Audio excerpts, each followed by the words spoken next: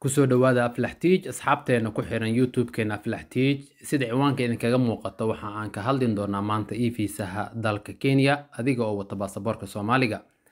Dad badan ayaa waxayna soo weydiiyeen in ay fiisaha dalku galka Kenya ee e-fiisaha loo yaqaan ay heli karaan. Jawaabtu waa waad xareysan kartaa waliba adiga oo jooga Soomaaliya.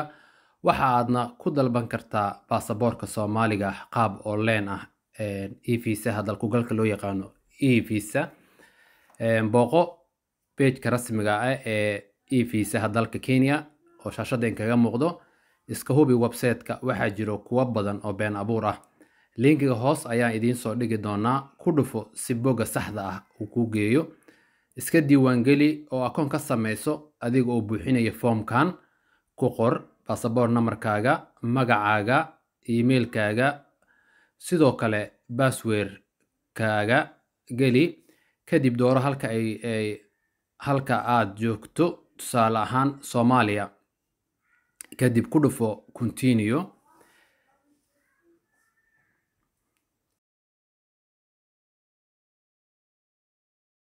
dib u soo gal akoonka aad sameysay oo ku dhufo sign in.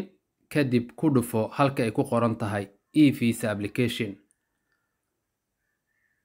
Single entry visa hoos u jiid sida kuu muuqato. Single entry visa qiimihiisu waa $51 iyo $4 oo canshuur ah. Hoos u jiid kadib dooro halka ay ku qoran tahay next. kadib dooro qofka aad tahay, tusaale adult, ama haddii aad caruur wadatana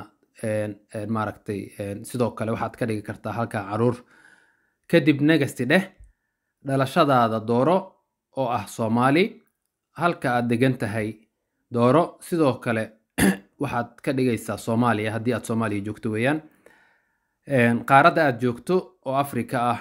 Kadib address-ka aad degan tahay, tusaale haddii aad degan tahay Madiina waxaad ku qori kartaa Madiina ama Wadajir magaalada Muqdisho ama Makaal Mukarrama ama Garowe.